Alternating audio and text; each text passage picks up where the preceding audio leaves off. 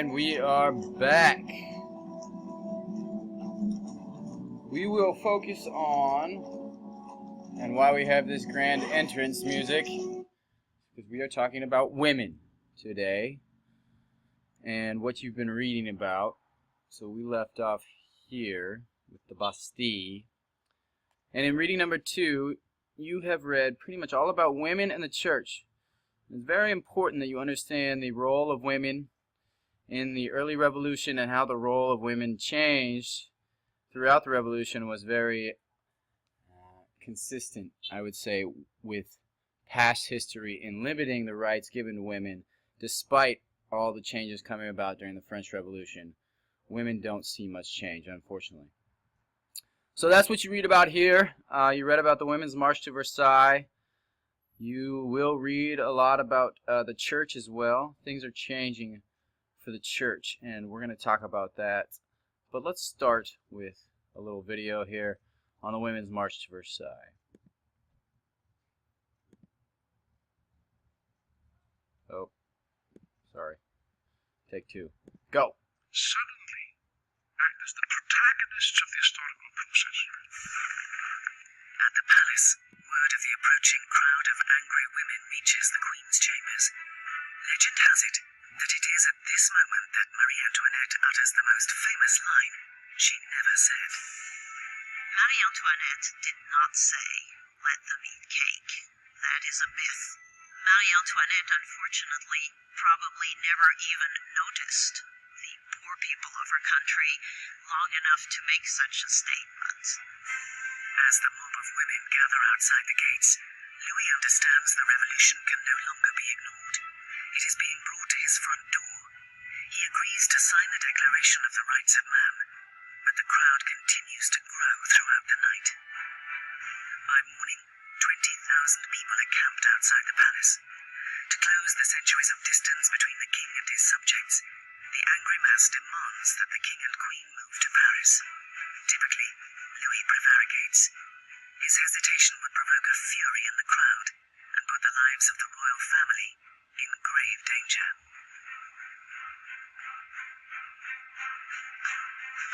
When they don't get instant compliance with what they want, it really looks as if they're going to massacre the Queen. The mob break into the palace, screaming for the blood of the Queen.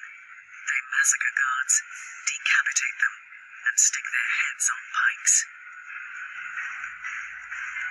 Gross. They were like banshees screaming throughout the palace, "Give me her entrails, give me her head, I want a leg, I want an arm." I think they had grown so frenzied that if they had encountered her, they probably would have torn her to pieces.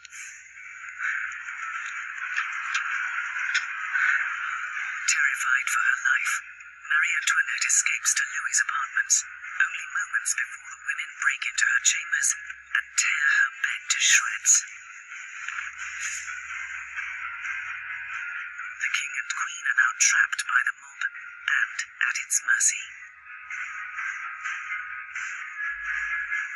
The only way that women can be pacified is for the royal family to agree to go to Paris, because once they're there in Paris, then they can ultimately be made to do what the people of Paris want. They march 60,000 strong, leaving Versailles with carts and wagons filled with flour from the royal storehouses. The king and the queen were forced to go to Paris with the heads of their guards who had been massacred in the chateau. So the women got what they wanted. They got flour for their bread. And this quote from your reading is fantastic here. And then they got Marie Antoinette and her husband, King Louis XVI, to move to Paris, where they could essentially become puppets there of the National Assembly, who was controlling politics in Paris. Remember, Versailles was 12 miles outside of Paris, created to keep the monarchy and the people separate. And now they're being brought back together. A new form of government, a constitutional monarchy, is created. And let's take a look at that document that Louis was forced to sign, the Declaration of the Rights of Man and Citizen. So here's the actual text of the document from a primary source bank brought to us by Yale Law School.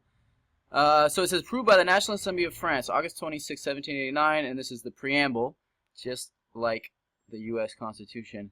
And here are the articles. Men are born and remain free and equal in rights. The aim of all political association is the preservation of the natural and imperceptible rights of man. These rights are liberty, property, security, and resistance to oppression. All right, so what you see here is something very similar to the Declaration of Independence, and also it has elements of the Constitution, both revolutionary documents created by the United States. But shortly after this, you notice the language, men are born free. Who does that not include? Women. And not all men, but certain men, you'll see in a second. But this woman, Olympe de Gouges, writes in her own version of the Declaration of Rights of Woman, or Declaration of Rights, called the Declaration of Rights of Woman in September 1791. And notice the similarities.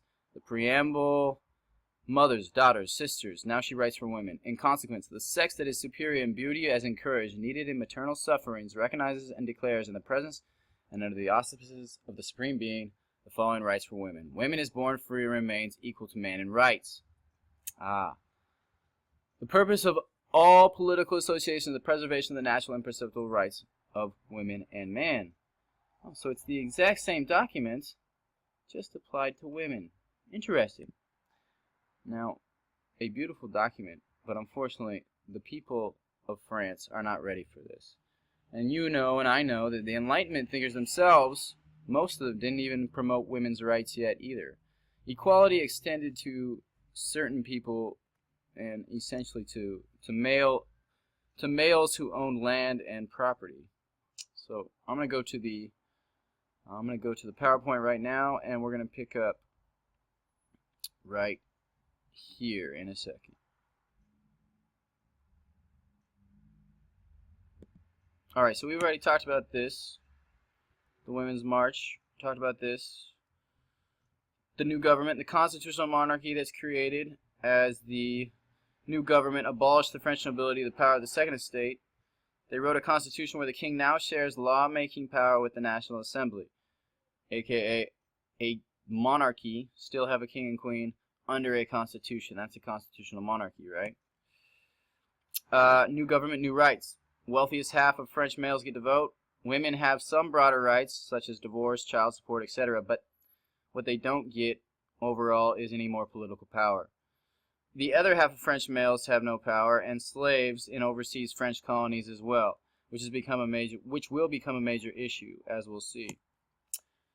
We talked about the Declaration of Rights of Women and a preview of things to come. I'm sorry, but the violence is part of the French Revolution. Eventually, de Gouges would lose her head. Religious life changes. You read about how a small minority of French Jews and Protestants are given religious freedom, which they didn't have under Louis XVI. But on the other end of things, the First Estate, which the Third Estate had great animosity towards, their property is seized and used by the government. So the Catholic Church actually at this point in the Revolution experiences a lot of persecution.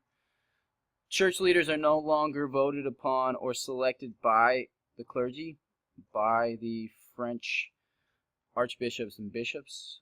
It's now voted upon by the French government, by the National Assembly, and then the clergy are forced to take a loyalty oath to the National Assembly. Many people, naturally, it's a Catholic nation, many people are very upset by this. So something you must understand is a lot of people do not support the revolution. Many people do not support the revolution or their leaders. It's largely a movement of radicals within Paris. People of the countryside, the commoners outside of Paris, they're not in full support. Alright, but nonetheless, the revolution moves on and different groups emerge politically. So, on the far left, the more radical, we've got the Jacobins. They want change now. They say we must use violence if necessary, and they promote full-scale revolution. They say democracy or republic is what we have to have. Moderates, somewhere in the middle between these and these, They want change, they want justice, but they're scared of the radicals. They're scared of the Jacobins. They say violence equals too much change. What we need is either some sort of republic or a constitutional monarchy. They wanted to keep things kind of the way they were heading. And the Girondists are on the other side of things. They used to be like the radical Jacobins, but they say, nah, this is going too fast and it's going too far. It's become too violent. We just need a new king. Let's get that, and we can either have an absolute or constitutional monarchy like the rest of Europe.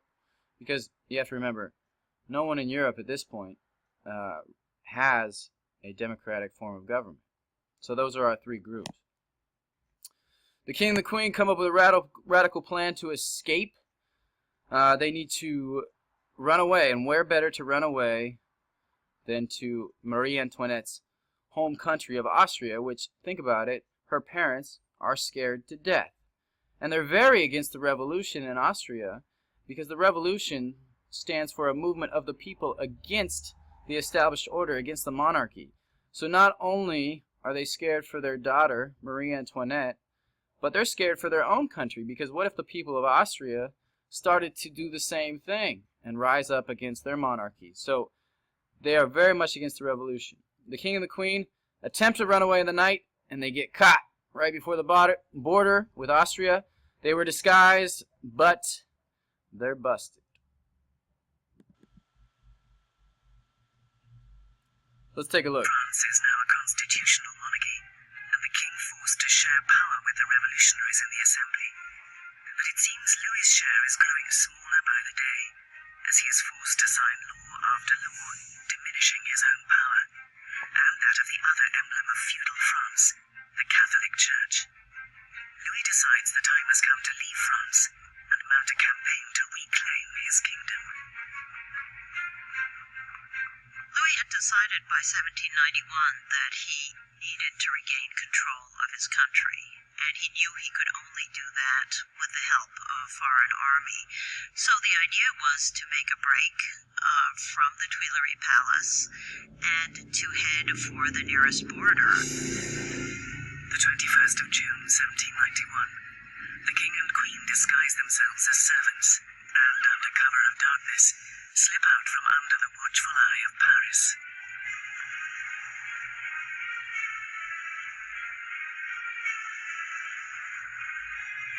It is past midnight when they arrive in the small town of Varennes, 100 miles east of Paris.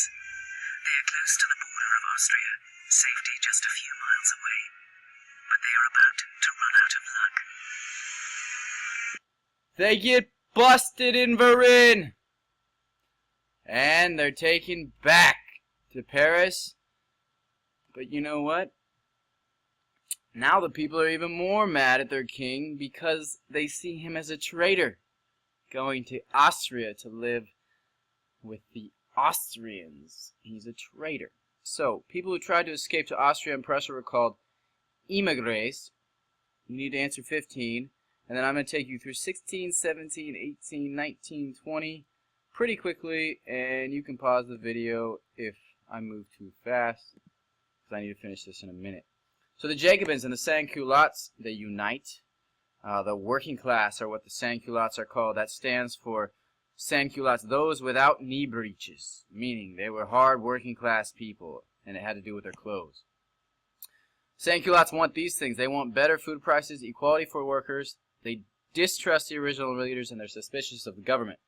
So the movement becomes even more radical, and the Jacobins take power. What about the king? King is charged with treason against France because he left, and that is the ultimate betrayal of a country. In January 1793, he meets the fate of the guillotine, as many do during the French Revolution, and he loses his head. Sadly, his wife dies a year later to the same fate, and most of his children do too. But who's going to lead now? They've gotten rid of their king. Maximilien Robespierre. The man who started his life as a lawyer, passionate about defending the poor, becomes extremely radical as time moves on. He eventually becomes the voice of the Jacobins and the voice of the revolution. Under his leadership, the reign of terror begins, and I can tell that instead of rushing through this whole thing, I'm going to have to make a third video. So I will see you in 5 seconds. 3, 2, 1.